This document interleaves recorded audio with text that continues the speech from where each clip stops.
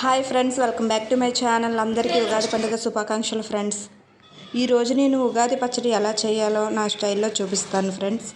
దానికి కావాల్సినవి చూద్దాం ఫ్రెండ్స్. ముందుగా మనకి వేప కావాలి ఫ్రెండ్స్. అలాగే నానబెట్టుకున్న చింతపండు కూడా కావాలి ఫ్రెండ్స్. కొంచెం అయితే సరిపోతుంది మనకి. అలాగే తురుము పెట్టుకున్న బెల్లము, అలాగే మామిడికాయ, కారము, ఇంకా పుట్నాల పప్పు, అరటిపండు కావాలి ఫ్రెండ్స్. ఇప్పుడు నేనైతే వేస్తున్నాను. మామిడికాయ ముక్కలు అయితే వేసేసాను. ఆ తర్వాత బెల్లం కూడా వేసుకోవాలి. అలాగే పుట్నాల పప్పు కూడా వేసుకోవాలి. అలాగే అరటికాయ ముక్కలు కూడా వేసేసుకోవాలి మనం.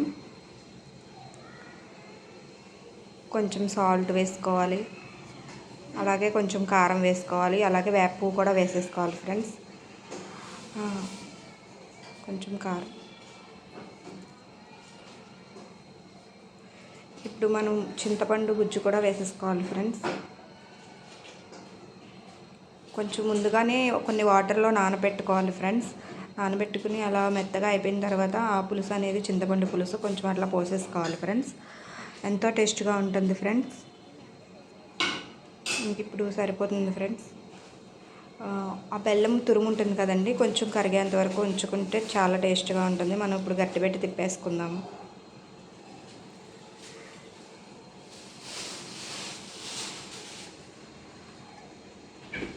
మీరు కూడా ట్రై చేయండి ఫ్రెండ్స్, చాలా బాగుంటుంది ఉగాది పచ్చడి. ఇందులో కొబ్బరి కూడా వేసుకోవచ్చు ఫ్రెండ్స్. ఇప్పుడు నా దగ్గర కొబ్బరి అయితే లేదు, ఉంటే మీరు తప్పకుండా వేసుకోండి.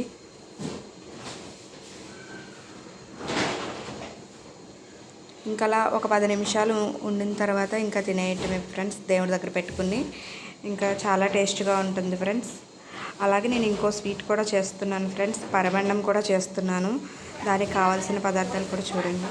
ముందుగా మనం పాలు పోసుకుని బాండీలో పెట్టుకోవాలి ఫ్రెండ్స్. అలాగే నేను 1 లీటర్ పాలకి 1/4 కేజీ బియ్యం అనేది ముందుగానే నానబెట్టేసుకున్నాను ఫ్రెండ్స్. ఇంకా పాలు కాగిన తర్వాత ఆ బియ్యం అనేది వేసేసుకోవాలి.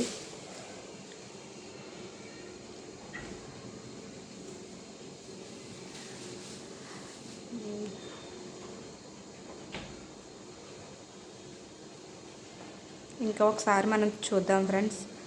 కొంచెం కుక్ అయింది, ఇంకా కొంచెం అవ్వాలి.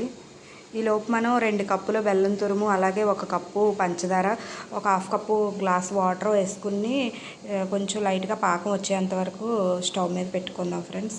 అవి కాగేలోపు ఇక్కడ రైస్ ఉడికిపోతుంది. ఇదిగోండి చూడండి, ఉడికిపోయింది. ఇప్పుడు ఆ పంచదార బెల్లము కరిగింది ఉంటుంది కదా ఫ్రెండ్స్, ఆ పాకం అనేది ఇందులో పోసేసుకోవాలి మనం. ఒకసారి గట్టిగా తిప్పేసుకుని కొంచెం యాలక్కాయల పొడి కూడా వేసుకుంటే ఫ్లేవర్ బాగుంటుంది ఫ్రెండ్స్. ఇంక ఇట్లా తిప్పేసుకుంటున్నాము. మనం డైరెక్ట్గా బెల్లం వేసేసుకుంటే వేడి మీద విరిగిపోయే ఛాన్సెస్ ఉంటాయి ఫ్రెండ్స్. అందుకే నేను ఇట్లాగే చేస్తాను. ఇప్పుడు మనం ఒక నెయ్యి వేసుకుందాం ఫ్రెండ్స్. జీడిపప్పు, బాదం పప్పు, కిస్మిస్ అవి ఫ్రై చేసుకోవడానికి ఫ్రెండ్స్. మన ఛానల్ని ఎవరైనా కొత్తగా చూస్తున్నట్లయితే ప్లీజ్ సబ్స్క్రైబ్ చేయండి. అలాగే పక్కనే ఉన్న గంట సింబల్ని క్లిక్ చేయండి. ఆల్ అని ఆప్షన్ని యాక్టివేట్ చేసుకోండి ఫ్రెండ్స్. అప్పుడే నేను ఏ వీడియో పెట్టినా సరే నోటిఫికేషన్ అనేది మీ వరకు వస్తుంది ఫ్రెండ్స్. ఇప్పుడు జీడిపప్పు వేసుకుంటున్నాను చూడండి ఫ్రెండ్స్. అట్లాగే బాదం పప్పు కూడా వేసుకోవాలి. అవి కొంచెం లైట్గా ఫ్రై అయ్యనివ్వాలి.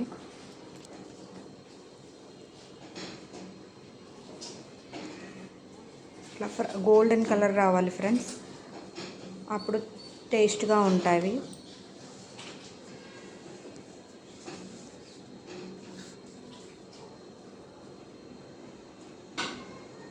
ఇప్పుడు కిస్మిస్ కూడా వేసేసుకోవాలి ఫ్రెండ్స్.